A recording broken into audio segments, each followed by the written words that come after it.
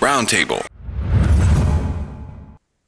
Welcome to the game plan. I'm Aaron Zaretsky, along with Michael Asiffo and Giancarlo Aulino. So RIZIN 47 goes down on June the 9th. In one of the fights is Juan Archuleta versus Kleber Koike. Michael, you had the chance to interview Archuleta. What did you guys discuss? Yeah. So with Archuleta, we talked about just kind of making that transition over from Bellator, which is the cage, and kind of like the dynamics. And it's a circle, right? Bellator's cage was a circle, unlike the UFC octagon. And making that transition and that dynamic from going from the cage to a ring, and not just even that, but the different kind of cultural and I guess different aspects it is when you're fighting in America or kind of Western audiences, as opposed to fighting in front of a Japanese audience, and the rule changes and the cultural differences and everything like that. So we really spend a lot of time talking about that kind of transition. He's fought in RIZIN before, but never has been an officially signed RIZIN fighter, right? So this is going to be an interesting little challenge for him as he approaches kind of what you would consider the elder statesman years of his career. All right, let's check out that interview. Hey, Michael Asiffo of The Game Plan is here, and I'm here with a man whose resume is vast. It's a large resume. I feel like we should do one of those TikTok Undertaker Bell memes for him. He is the former bantamweight King of the Cage champion, the former featherweight King of the Cage champion, former lightweight King of the Cage champion, former light welterweight King of the Cage champion, former bantamweight Bellator champion, and a former RIZIN bantamweight champion, Mr. Juan Archuleta. How are you? Yeah, good. Thanks for having me on. Awesome. So, obviously, the big main news coming out of all this is that you have now signed to RIZIN, and your first kind of fight under the RIZIN banner. Obviously, you fought for them as part of the Bellator RIZIN New Year's event Clash cards, but your first RIZIN card official fight will be against former champion Kleber Koike. How are you feeling about that fight? What was kind of the mindset in signing with RIZIN, and anything that you're planning on that date? Yeah, man. I mean, signing with RIZIN, when I first got with the organization with the Bellator versus RIZIN, it was just like jaw dropping, just being able to perform in front of an audience like that. The culture, the history that comes with MMA in Japan was obviously one of the best feelings in the world. Being able to walk out and just icons of the sport walking through with you, that have previously walked before you and that were on the card was just, breathtaking. And then to have the performance I had go through and fight Japan's best four guys in the whole world of in the bantamweight division and going 3-1, it's not too shabby, right? Like having to travel across the country and going into their stomping grounds and being able to win the belt, and obviously lost it, but it was bittersweet type feeling, so it was good. Now I'm ready to, I am officially a RIZIN fighter now, signed, sealed, delivered exclusively with RIZIN, with Saka Kibara and all the help that Shingo helped me, and kind of just help me understand the history of Japan and the history of what they've done and what they built there is amazing, and I want to be part of it. I want to leave my name in the history books there in Japan, where MMA all started from. And so, there are ideas of me coming in and moving up a weight class and fighting at the featherweight division and fighting a former champion is a way to start the bang, right? Is a way to start your announcement and a way to show gratitude of the belief they have in me and how they see me as a fighter, knowing that I could come in and fight anyone in the division And what better way than fight a former champion? So that puts me right away into title contention, which I'm very excited about. And moving forward, I'm excited to represent that banner. Yeah, for sure. And, obviously, any MMA fan knows about kind of the history of, MMA in Japan going all the way back from the Pride days. And in a lot of ways, RIZIN is kind of the spiritual successor to Pride. Um, for the kind of casual MMA fan who's kind of just getting in or starting from a year or so, can you kind of explain more of that cultural significance of kind of fighting for RIZIN as an MMA fighter? Yeah, man. I mean, so with MMA, with mixed martial arts, right? There's a history of wondering what would happen if a boxer fought a wrestler. Like, let's put it together and see what happens. Let's put some fights together, jiu-jitsu versus a striker. Let's put a grappler versus a wrestler. Like, kind of see what's going to happen in that type of fighting aspect. With the rules that they had were very limited. So you put these guys in a ring and you say, okay, what happens? And you find out the winner of who wins these. And this all originates in Japan. The idea of putting mixed martial arts together in one ring and see who's the better man that day.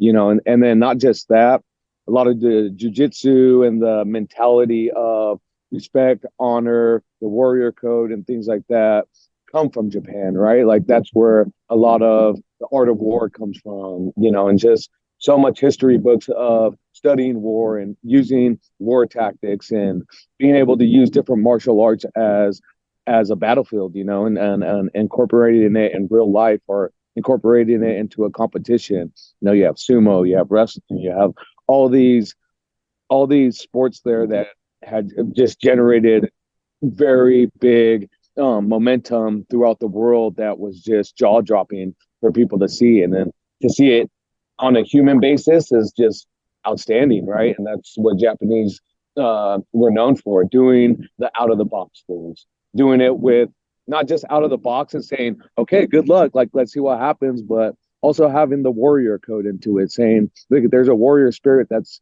among these great fighters, and we're going to showcase that. We're going to show you that they're just not barbarians. They're not guys that are just alcoholics, drug users, and things like that. These guys live by a code. These guys are human beings that we want our kids to look up to because they live by a rule set. And so that's what the Japanese culture brings into fighting. And I don't care who you are, like, you could be John Jones, you could be anyone, Davison Figueiredo, you could be Dustin Poirier, all these guys, Patricio Pitbull, AJ McKee, all these guys across the board, even in boxing, right? Like you have Ryan Garcia, you have Tank, all these guys know that Japan is something special when you go and do a combat sport there. Like people want to go to Japan and fight. Like so many of my people here in America are so jealous that I got to sign with RIZIN and that I'm going to be able to perform there. And I'm officially signed under the banner of RIZIN. And it's almost like, they're like, man, I wish I could fight out of my contract and hopefully sign with them one day, And so that's the type of excitement and why I'm so excited fighting for RIZIN is because it's not so much the casual fans that I want to get involved.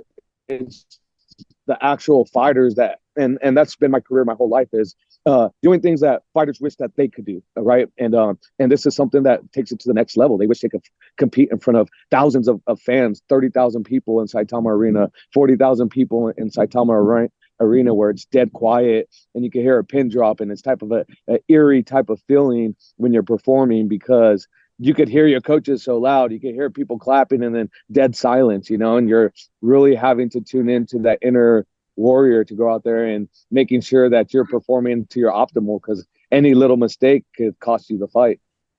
Yeah, and I'm glad you kind of mentioned that because I did want to talk about kind of the different aspects between like RIZIN and let's say a Bellator and how there are differences in the kind of technical aspects of the MMA kind of landscape, but also the crowd is like a huge thing.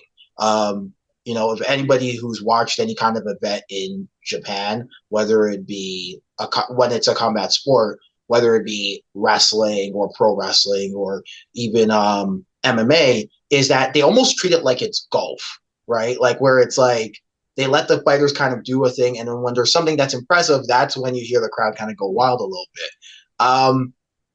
Is there an adjustment period to that between like being able, kind of going from Bellator where the crowd is kind of, I wouldn't say the Just Bleed crowd. Obviously, but it's a different culture, right? Right. Is that what's like kind of the positives and drawbacks of that kind of crowd going into RIZIN?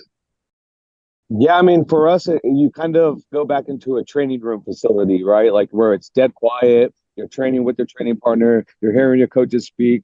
So the transition, as far as the athlete wise, I feel for me is a lot more confidence going into the fight because I'm able to get in my zone faster. I'm able to stay focused on what I'm doing and the mission that's going to be accomplished. The things that are scary when you go into a Just Bleed crowd and people that want to see the stand and bang and just want to see blood and guts and glory, right? That's a little bit different to adjust to because now you're fighting and you hear boos, like you got to push the action. You hear screams and you got rock and everything's still buzzing. It's hard to focus back and not want to get that punch back, right? So with the quietness, it's a little bit easier to keep performing and focus on what the mission is. Okay. Kind of following up on that though, like, so, definitely as a person who's kind of trained a little bit, when you hear somebody coaching the other person and you hear, throw the cross, for example, right? When you hear that in the Japanese crowd and it's like your opponent and they're saying like, throw the cross or throw something, right? Because you can hear their corner, does it always give you kind of pause when you hear with your corner when they give you your advice that you think, hey, maybe the team can hear that as well? Or is it because maybe there's a language barrier with like you're facing obviously opponents who more or often than not are Japanese or from a different country, because of the language barrier that isn't really a problem for you at this moment? Yeah, for me, it's not really applicable, right? Because and then for 1, 2, you have to get really focused on. You have to be used to being able to hear that voice too. You can't like, for instance, I could hear my mom's voice out of anyone in the arena because I grew up with that my whole life, and my wife's voice and my dad's. And I could drown everyone else out, and I could hear my coaches out because I'm just so used to hearing that tone in my ear that it's a simple recognized voice that you're hearing instead of trying to, when you're picking and choosing what you're trying to lose to, you're not focusing on the fight and you're probably gonna get knocked out. Fair point. Okay, so kind of moving on to like the technical aspects. In Bellator, it was kind of, I wouldn't say it wasn't an octagon, but it was a cage, right? So it was a circular cage, right? And in RIZIN, it's a ring that you're mostly fighting out of. Have you kind of noticed any kind of difficulties or advantages kind of going and now fighting in a ring versus fighting with a cage? Yeah, there are some differences, like different on being able to cut off the ring and being able to hold someone in a corner and, holding someone on the fence. Obviously, there's less give on a fence. My second fight in RIZIN, I almost blew my ankle out and definitely had a high ankle sprain because how bouncy those ropes were and just fell back and almost snapped my ankle, and had to go through the fight with that. The cushion's a lot different inside the ring than the cage. It's not as the thickness of the padding's a lot thinner, so you're slipping a lot more when you're trying to start a combination. So when you're seeing people throw a combination, they're not following through because our feet are basically slipping on the ring. And then in cage, it's a lot thicker. You're dealing with the thickness of probably 4 inches between 2 inches. So in the 4-inch thickness of the cushion, you're able to generate more power and more speed because your feet stick into the ground more. And, the ropes are obviously a lot, they're not like a regular rope, like as you see on like tying knots and things like that. They're actually cables. So the cable is like, it hurts, so you got to stay away from that. Some of the cables not protected in some of the corners, so you got to make sure you're not leaving your head outside because you will get cut, as in Ian McCall's fight that he had with I believe it was Horiguchi. Split his eye. They had to stop the fight, and so there's danger obviously that lurks in the ring that if you're not used to could definitely be a disadvantage. I see. Okay, so let's kind of switch gears and talk about kind of that event that's going to take place June. Yeah, it would be June. So June 29th, you June 9th, versus yes. Kleber. Sorry, and this is obviously everywhere you've gone, you've succeeded. Like we just talked about your resume off the top to start here. What's kind of the early game plan, or kind of when it was announced? What do you make of your opponent here? Yeah, it's an exciting fight, man. A previous champion. He's obviously got a lot of submissions, so the game plan is obviously not to get submitted, and do everything I can in my wrestling ability and grappling ability to stay out of his strong suits. He's obviously gonna try to jump guard. He's gonna try to shoot. He's gonna try to attack the head and things like that. So I'm just gonna have to keep all my footwork and be able to put pressure on him, find the openings when they come. I see. Because he is kind of a bit of a, I wouldn't necessarily say a specialist, because in MMA nowadays, everyone's well-rounded, everyone can strike, everyone can grapple. But I would probably say that you would probably feel like you would have more of the wrestling advantage, and he would be more of the jiu-jitsu guy. So would you say it? A lot of times when that happens, you typically get a kickboxing match between the two. Do you feel like that's kind of what would take place, or do you think that it's going to be a grappling match through and through? Well, this is what's exciting that Japan has created, right? You never know. Like maybe it could be a straight up grappling match, because this is what fans want to know. They want to know, with my style, am I going to be able to nullify his style? And so going into that fight, you never know, because again, I could try to go for a takedown, I slip and twist my ankle. He could, bounce off and fall down and get caught with an elbow, and it rocks him, and then he's not wanting to go to the ground because he's dizzy. Fight never know. You never know what happens in a fight. So you just got, again, that's why there's no more specialists in just one thing in the lighter divisions, because we're all so fast, we're all so athletic, and we're able to adjust on the fly. Mm-hmm. Mm-hmm. For sure. So let's kind of circle back. Just even before this fight, there's definitely an event happening. I believe even tomorrow, if not tomorrow, like the Monday, when it comes to RIZIN. And there's some pretty good fights on that card. There's more events going on throughout the year. In an ideal world for you, right?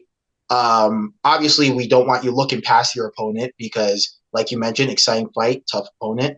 But in an ideal world for you, looking at your year, ideally, how does a perfect year work out for Juan Archuleta?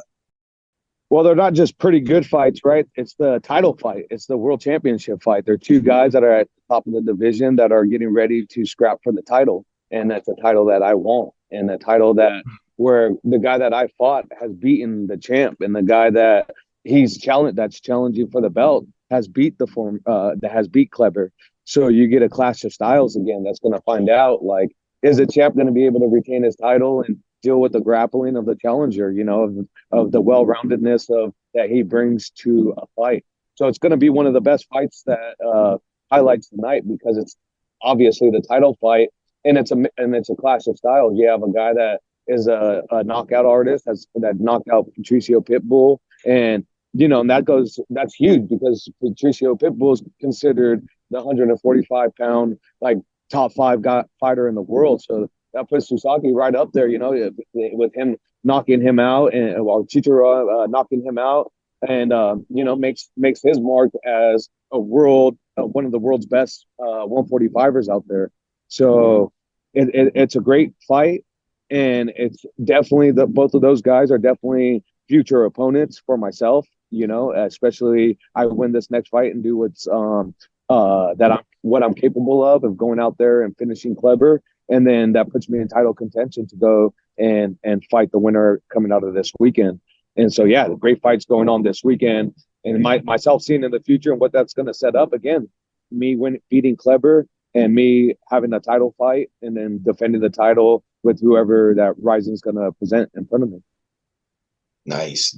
Yeah, so I would probably say, so obviously you would say that after this fight is for you, you're looking at the title. So this is, I would say, is your de facto number one contenders. Winner gets the title shot championship kind of fight here. You know, for you, right? What's if you could kind of share for any aspiring MMA fighters, how do you kind of deal with that pressure? Obviously, there's been a lot of success in your career and a lot of high pressure moments. And, right from the jump, you had to face stiff, high caliber competition. So I guess the question is, how do you deal with all of that pressure and the nerves before kind of going out there to kind of take these fights, these exciting number one contendership fights and the title fights as well? Pressure only comes when you're not prepared or you're not preparing the right way for a fight. People put pressure on themselves for win. I don't care if I win or lose, honestly. I just want to go out there and fight and perform. Like, the rest is going to take care of itself. I know what I need to do. I need to get ready. I need to be as strong, as fast as I can. I need to have as much conditioning as I can, because I'm making it a street fight. Like, at the end of the day, we're in there fighting. Like, there is no win or losing when you're fighting. It's hit and don't get hit is all I'm worried about. Work out a submission and don't get submitted and don't get choked out and don't get anything broken. Like, that's what goes through my mind. And so all the other pressure and shit that people think that happens, like, that's on them. That's people that aren't prepared and doing the right necessary things to preparing for a fight. Like, Kleber isn't home right now. He disappeared out of home to go train for this fight because it's scary. Same thing with me. I'm gone. I'm not home right now. Like, we isolate ourselves and go find the best training partners to prepare so that there is no pressure. The pressure is not getting knocked out or not slipping the wrong way and getting kicked. Like, so the pressure of win or losing or thinking ahead only comes when you're not prepared and you have too many things going on your plate at once. Right now, the only thing I care about is performing at my optimal, so that I could help build RIZIN and build the company name to make it one of the most elite promotions in the world. Like, I'm going to win the title. I'm going to go out there and do my best. And I am going to promote RIZIN to let them know they do have the best 145er in the world. Nice. I love that answer. Great answer. So a couple things before we kind of end the interview, obviously, as the time is running out. If I'm a new MMA fan, or even just an MMA fan who's kind of not watching a lot of RIZIN or not watching a lot of your career, what would you say is a typical Juan Archuleta performance for you that you would kind of put on like the front of your resume, saying like, hey, here, watch this fight. This is what I'm all about. For some of our newer fans of the game plan. Probably my Patchy mix fight. Like, me and Patchy, we scrapped, right? And it was a full-on MMA fight. Like, there was he was one of the world's best grapplers and bantamweight in Bellator history. He's 19-1. When I fought him, he had all finishes except one, and he was undefeated. And I went out there and showcased my skills. We went into the best scenario for him, and the worst case scenario that people thought were mine, which was grappling. And I outfought him, and then I brought it back up to my feet, got him out of his game plan and just picked him apart, and, showed that I was the best that night. And I am the best, right? Like, I went out there and gave the performance of my life, and it was on my birthday. And that's who Juan Archuleta is, going out there and through adversity, no matter what's gonna come out and be victorious, no matter, not just the win or loss, but just be victorious in general. Yeah, I think that was a great choice too, by the way, because obviously watching that back, I've watched that fight I think 5 times already, and I was nice. Obviously Patchy Mix's name has been out there. There's talks about him, possibly even going to the UFC, and how does he stack up there? And when you look at the record, the 1-19-1 right now, is you. So I think that's a great answer. Now, I guess in terms of the other question, where can I go as a new MMA fan? Let's say I've been touched by the interview. I'm super excited. I want to know what's going on. How do I, as a person living, well, right now I'm based in Toronto, but where can we go to watch your fight? Believe on the Americas, like you could go on to Triller TV. It used to be Fight TV, FITE TV. But I think they switched the name to Triller TV, where like Jake Paul and all these guys fight on. But that's where I believe in that you could go, or you could go into RIZIN.tv now and on the site or on the app and download that app, and it's very accessible for all fans to tune in. That's probably the best place because obviously it's titled RIZIN. So just go to the RIZIN app or even the website, and there you go. You're clicking in, you're tuned in to Juan Archuleta's fight on Fight Night on June 9th. And not just that, it's going to be a great event too. You got Sergio Pettis and Kyoji Horiguchi fighting on the card as well, where Kyoji was just dismantling Sergio until Sergio just stuck with it and threw his kick and a spinning back fist and knocked him out, and it was a beautiful piece of art that he threw out there that got him out. So is KOG going to be able to have his first rematch win, or for one, his first rematch, and be able to, validate his win that where he was going to be victorious? But we'll see. We'll find out come fight night. Nice. You know what? Let's also help you out a little bit. Where can people find out about you and get your socials? Yeah, you could JARCH MMA. So it's basically Juan, the first letter of my name, Archuleta, the first ARCH, first four letters, and then MMA because I'm a mixed martial artist. All my platforms are that, and so they could check me out there. And they want to follow the journey and catch some cool stuff. You could subscribe to my YouTube channel and check that out, and check out some behind the scene type stuff, that I try to let in as much as possible. Awesome. Thanks. I really appreciate the interview. Go ahead, everybody, go follow this man on all the socials, and thank you for doing this today. Yeah, absolutely. Thank you for having me on. So, Michael, what are your thoughts from talking to Archuleta? This is he's a very inspiring figure, and I think one of the more underrated fighters in MMA history. I think a lot of it is that he never really got the chance to step in the octagon, which obviously, a lot of people think is like the big time. But a lot of people don't really.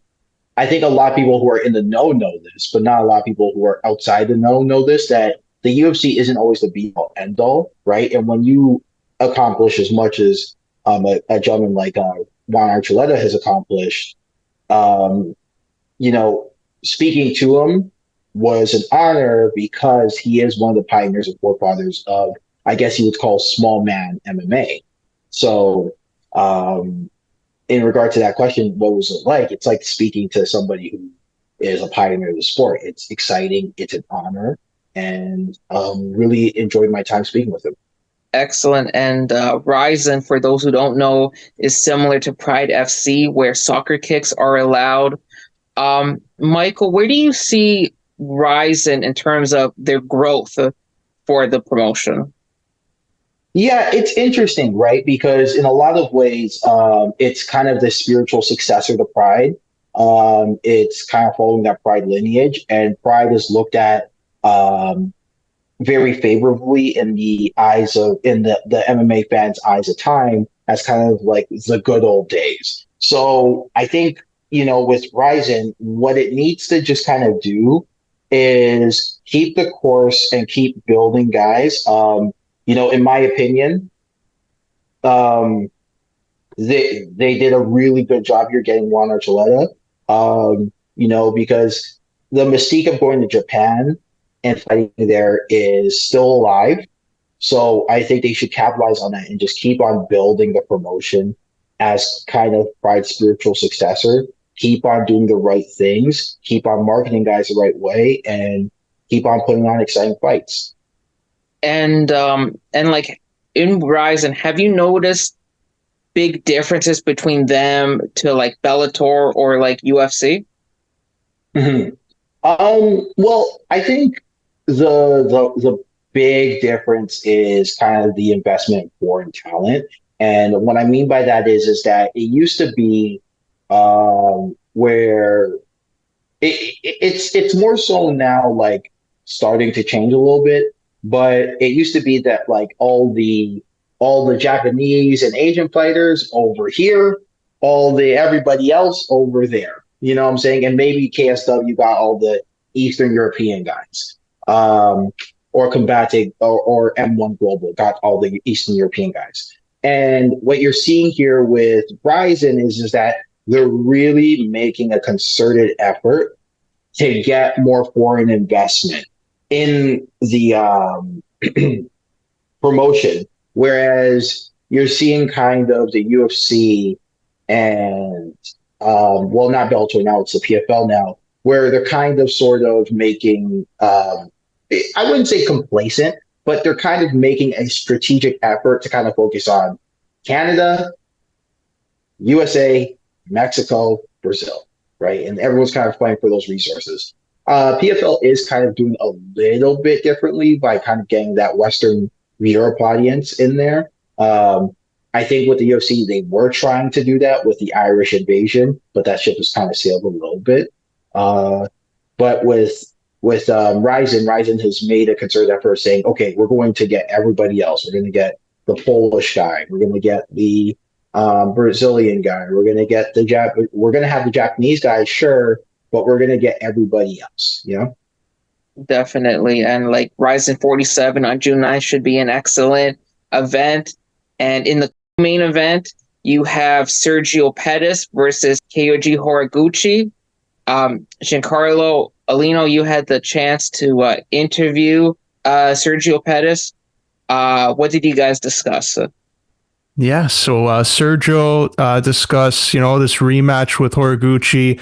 They fought in Bellator a few years back, and Horiguchi was in control for a lot of that fight, challenging Pettis, who at the time was a bantamweight champ, and Pettis caught him, KO'd him with a spinning back fist that went viral. So Horiguchi wanted revenge here, and they really went after this. Originally, I believe the target was 125 flyweight title fight because Horiguchi's a champ over there, but Pettis, as you're going to see in the interview, discussed why this moved up to bantamweight and maybe if there's future plans there with the PFL, but they allowed him to compete on this card, which I think is interesting because PFL got Bellator, and now it looks like they're going to retain that kind of collaboration with the RIZIN organization. All right, let's check out that interview. What's up, guys? This is Sergio Pettis, and you're watching The Game Plan. Hey everybody, this is Giancarlo Aulino reporting for The Game Plan, and I'm happy to be joined by my guest today who's going to be talking about an exciting rematch that's going to be taking place in Japan. He is a former Bellator bantamweight champion. He's Sergio Pettis. How you doing, Sergio? Doing well, brother. How you doing today? I'm doing great. And Sergio, this an exciting fight that came together there in RIZIN. It was announced that you're going to be taking on Kyoji Horiguchi, a rematch from your fight in Bellator, which you got a big win there. Can you just talk to our listeners here, like how this fight came about and what was the motive there of accepting a rematch with a fighter you defeated? Yeah, man. So after my fight with Patchy Mix, took a little bit of time off. Was kind of, just a little down and out, obviously, after losing the belt. But then my manager came with an opportunity about like a week after I got married, and was like, "Hey, I don't know if you're interested, but Horiguchi and them want to do a rematch in Japan for the RIZIN organization." And I was like, "What do you mean if I'm not interested?" Of course I'm interested. ASAP, I was like, "Yes, I'll take that fight." At first, they did want this fight at flyweight to challenge Horiguchi for his flyweight belt. But unfortunately, I just got married and stuff, so the time frame that they gave me, I couldn't make the flyweight limit. So they're like, you know what, the rematch at 135 sounds good. That's where you guys fought the first time. So, yeah, man, that's how things came together. Now we're 3 weeks out from Japan. That's great. And also, like with RIZIN, they do have that partnership, or they did have it with Bellator. And since Bellator was acquired from the PFL, did you have to get like approval from the PFL to make this happen? No, not at all. You know, they were open to it. They were cool with it. So yeah, no approval, no nothing. Just yeah, let's get it. And what does it say now to like Horiguchi that they wanted this rematch so bad? Like, is it more motivation for you knowing that they are the ones that really wanted to pursue it and kind of rewrite history in a way because of what happened last time? Yeah, for sure, man. They wanted to give Horiguchi another opportunity, and truly, I think he deserves it. You know, he's an honorable athlete, honorable man, cool, super cool guy. So it was like, definitely, why not? You know, why not give him another opportunity in his hometown in Japan? Let's put Pettis in uncomfortable waters. Let's see if the man can swim. And I'm excited to go swim in some new waters.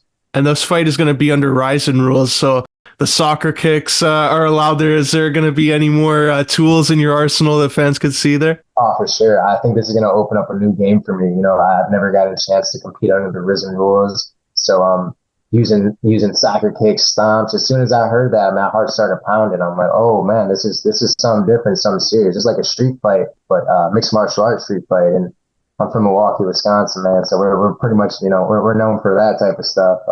So yeah, I'm excited, man. I think it opens up the door for me. It gives me more options off my back and possibly end him out with some soccer kicks, some stomps, add a highlight reel to my career. That'd be epic.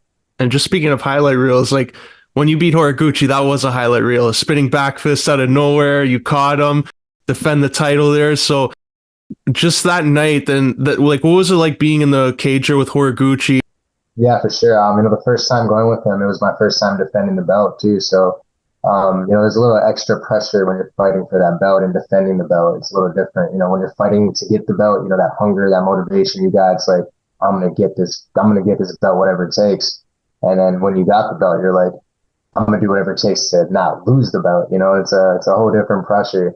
So I went in that fight looking a lot tense, a little uncomfortable. And not only that, Horiguchi's a gamer. He's a veteran. So he was looking nice. He was smooth. His entries were very frustrating. His movement was frustrating. His speed was frustrating. So the whole first 3.5 rounds, man, I was definitely frustrated. I was getting very annoyed. I just wanted to hit him so bad I couldn't hit him. And yeah, this time around, I think things would be a little bit different. You know, there's less pressure on me, and to be honest, there's more pressure on him. You know, he's got to go out there and perform for his people in front of Japan and try to get that rematch, try to get that W back. And this time, I think I'll be able to fight more freely. You know, not have all that pressure on me, and just be able to really go out there and be a full, true martial artist. What's it like preparing for an opponent that you fought before? Like, does it make it easier or is it a little bit more difficult because, you know, some time has passed and you've seen how his career has progressed since then? Yeah, I mean, things definitely a little different. This is my first time having a rematch in my career ever, so it's a whole new experience for me, very unique. Getting him, you know, feeling him up in 2021, I know it's going to be different than fighting him in 2024. You know, it's going to be a whole different game, a whole different Horiguchi. He's gotten better. I've gotten better as well. So I'm excited to see both of our improvements and fight inside of a ring and having new rule sets is going to be interesting for me. But, you know, he's used to that already. But yeah, it's a whole new experience for me, a whole unique experience. And, you know, that's why I took this fight as well, because, you know, it's my first time doing a rematch. First time going to Japan, first time fighting in the ring with those rule sets. My first fight ever, I fought in Canada in the ring for my pro debut. So it's not too different for me, but yeah, it's a whole different experience. So. And who you've been training with most for this camp? Like, are you going back to like the same guys that you trained with for the first time against Horiguchi, or are you not superstitious in that way? I'm not superstitious in that way. You know, I think every fight is a different, whole different type of fighter, a whole different lifestyle too that you gotta, you know, get used to. You know, we got different times in our life. I know Horiguchi just got married too, so I know we're kind of like on the same time frame in a bit. But no, it's been lovely, man. This is a great camp. I've had great partners. I've been training with Christian Rodriguez. I've been training out in belly flow striking with Bilal Muhammad and his team as well. So. Yeah, I feel very comfortable, man. I've had some good guys on me. And let's say you get your hand raised here against Horiguchi the second time. Are you going to be pursuing that flyweight championship bout, or would that like be under a whole different, like kind of an agreement with the PFL? You know, I think things will be okay. I feel like they're pretty cool about things, PFL and Bellator. You know, things are still being figured out, and you nothing's really set in stone. So I think that's why they're, giving these opportunities and not, making it too big of an issue. And I think they're down with the cross promotion, which I think is very unique, in this game, because you got some heavy players in the game like UFC that won't cross promote, or other organizations that didn't, and now you got other organizations that are agreeing to cross promote and make fights happen that the world wants to see. Not just from the U.S. but like from other parts of the world, touching different fan bases as well. That's great. And like, just even with the PFL, did they offer you any fights before the Horiguchi one came up, or like were you still like seeing how the division was gonna and the landscape there was gonna like come together?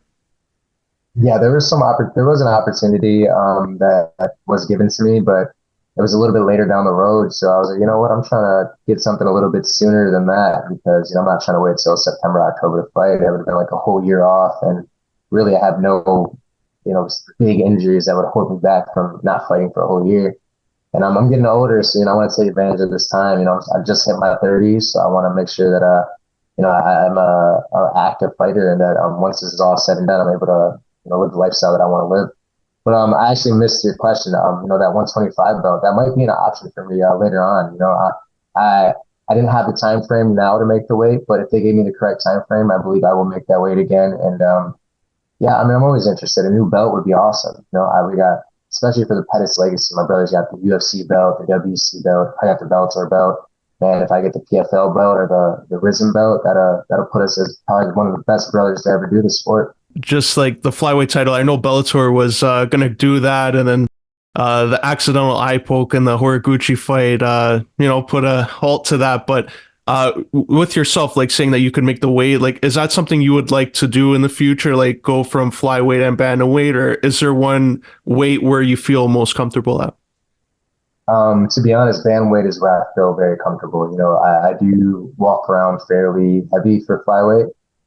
Even when I was fighting in flyweight, I was a little bit heavier, and the weight cut's a little bit different on me. I haven't done it since I was 26 years old, so now being in my 30s, I don't know how the body will react.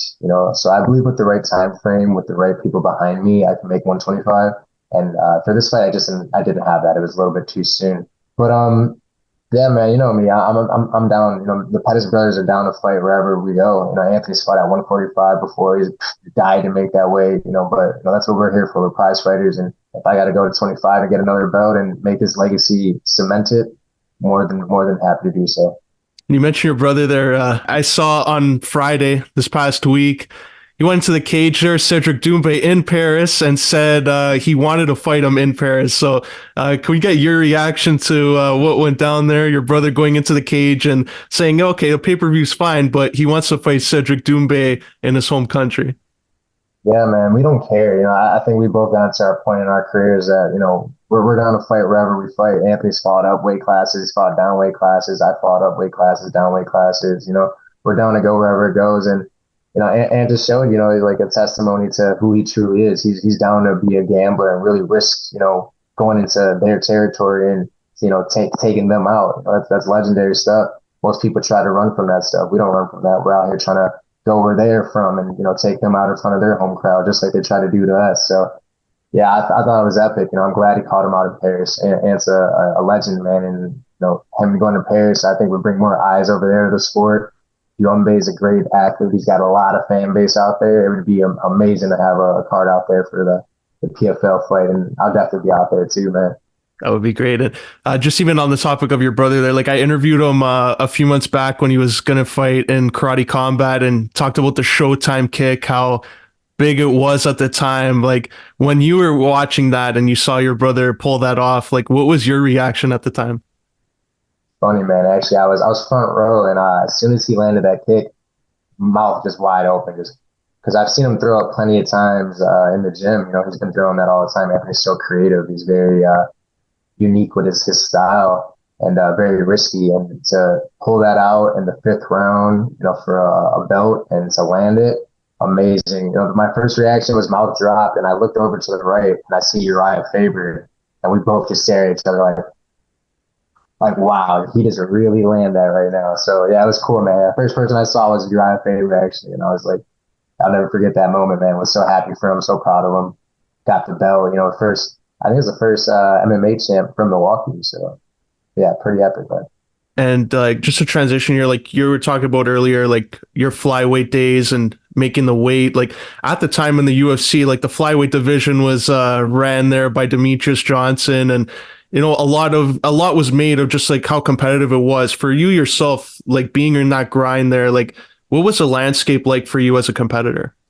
it was different. I was only 20 years old when I got in the UFC, so I was a young man, kind of just figuring things out. I didn't have that killer mentality. I was very cerebral growing up. I personally didn't know if I was going to be a fighter. I thought I was going to go to, probably have a normal job, possibly go to college and, figure things out.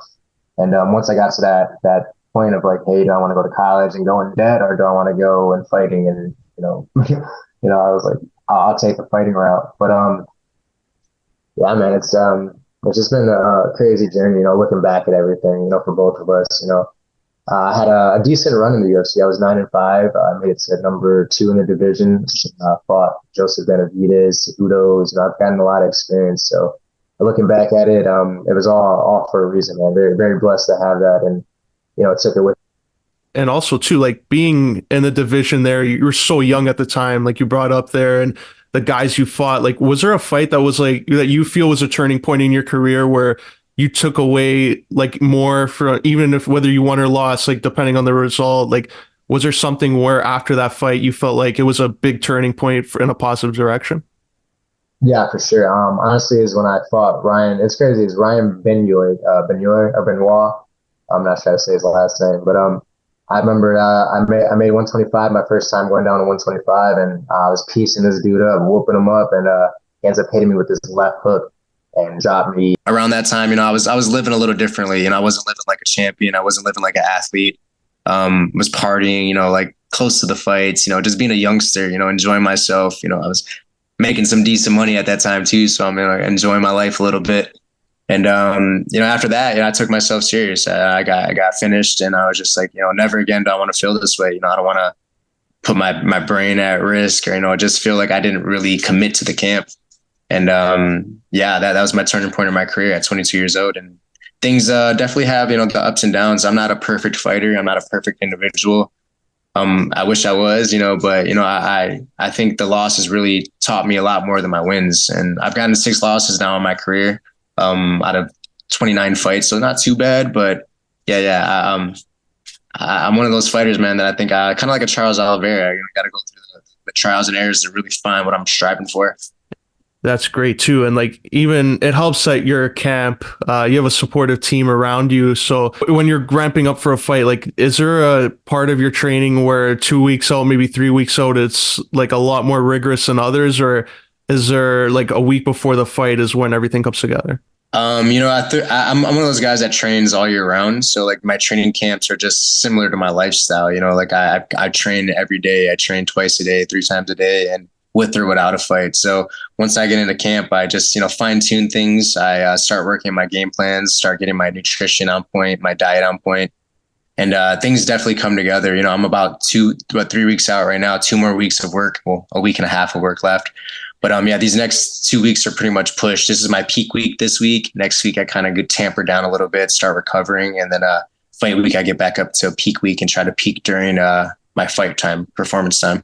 Has that helped you in your career? Because like there are some fighters that have been open about like how much weight they gain after a fight. They walk around and then, you see the fight is sometimes 50-50. Like training all year round, does that make you sharper in your opinion? I think so. I think and we're at a point in the sport where if you don't train all year round, you will get exposed. You got to be committed to learning new skills every day. I try to make myself a white belt every day and try to learn something new every single day. And it's been playing out for me very well. I know there's some fighters that have that, that training camp mentality where they'll just be training during, fight time.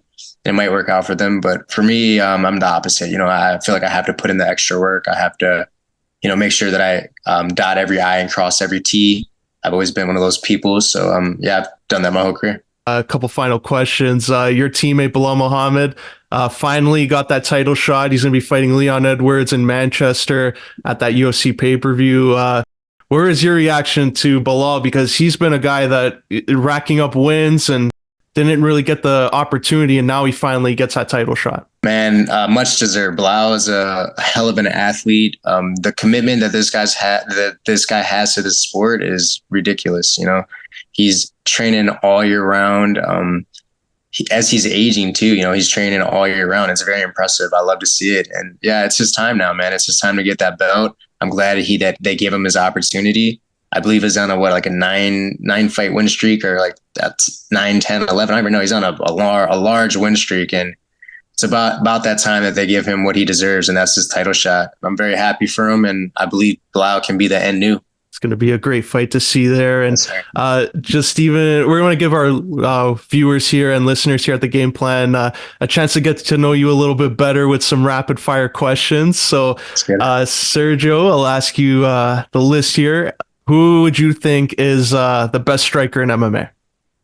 Best striker in MMA at the moment, I think Sean O'Malley. I would say Sean O'Malley. Best grappler in MMA? Best grappler. I'll say Patchy Mix. Funniest teammate? Funniest teammate that I've had? Man, they're all funny, to be honest. I got so many, but I think the most funny person that I've come across probably was I think Cowboy, you know, just spending some time with him down at Cerrone. I was like, yeah, that he's got a good energy to him. Funny dude. A dream fight for you as a fighter? Demetrius Johnson is a guy that I watched growing up, and a guy that I was chasing for a bit. Definitely DJ. And as a fan, what would be a dream fight for you if you were like the matchmaker? Our matchmaker dream fight. Let's see. I'm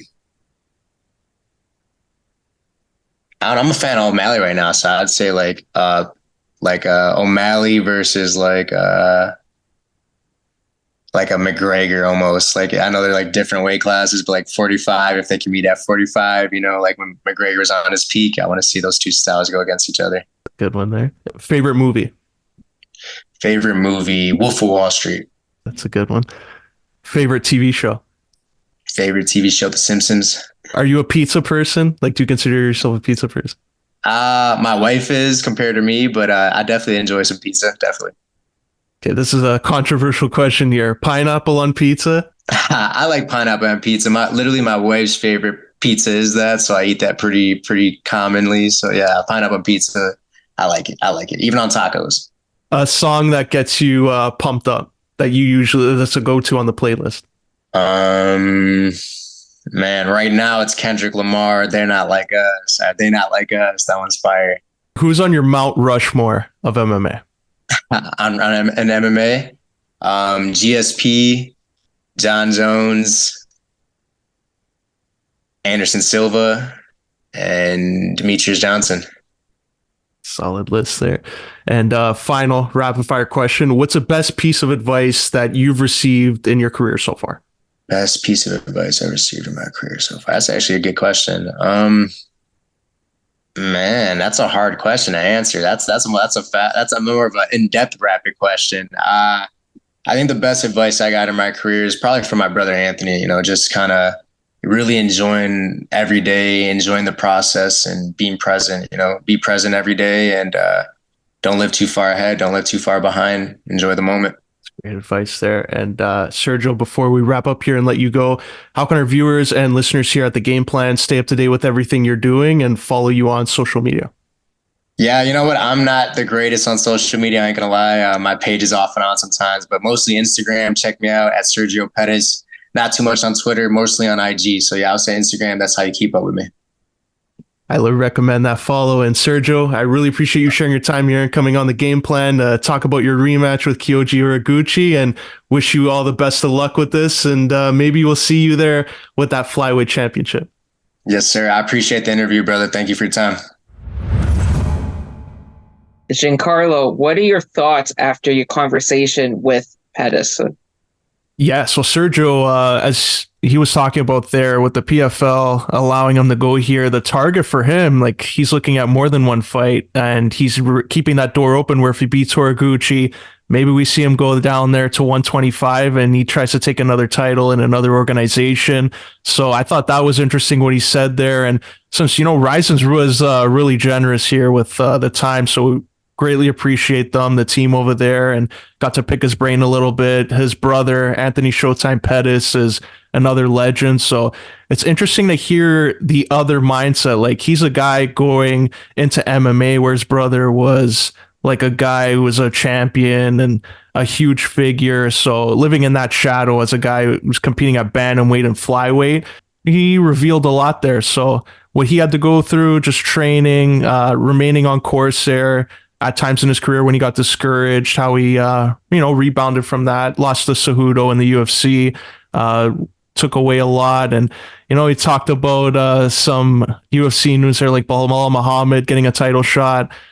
He believed that's long overdue. So it's a great guy, Sergio Pettis. He's keeping everybody in the PFL, aware that his intentions are to maybe become a RIZIN champion, compete in the PFL, be active. So it doesn't look like he's going to be a guy that sits on the sidelines for too long over there. And you mentioned that Sergio Pettis' brother is Showtime Pettis. Do you feel that it puts more pressure on Sergio to perform well? I think so. And that's a great point, too, because I noticed it when he went to Bellator. They made a lot about it where, okay, they got Sergio Pettis in, flyweight, going up to bantamweight. He's Showtime Pettis' brother. Like, that was always a thing that they added in there. He's Anthony Showtime Pettis' brother. But I think that KO over Horiguchi kind of was his statement and like his big moment where, Anthony Showtime Pettis can say, Sergio Pettis, he's Sergio Pettis' brother, because now Pettis is in the prime of his career. Anthony now is like taking these kind of fights with Cedric Doumbé and being in other organizations. So I think with Sergio Pettis right now coming into his own, being comfortable, being his own guy type of thing, and not having to have that shadow cast over him, I think is really interesting. And I think it's going to bode well here for fans when they see his style compared to his brother's style is a little bit different between the two. Well, that will be tremendous to see for sure how everything goes down for all the fights for RIZIN 47 on June 9th. Michael, Giancarlo, thank you so much for joining us for today. And, for all of our content, check us out on our YouTube channel and on the millions.co webpage.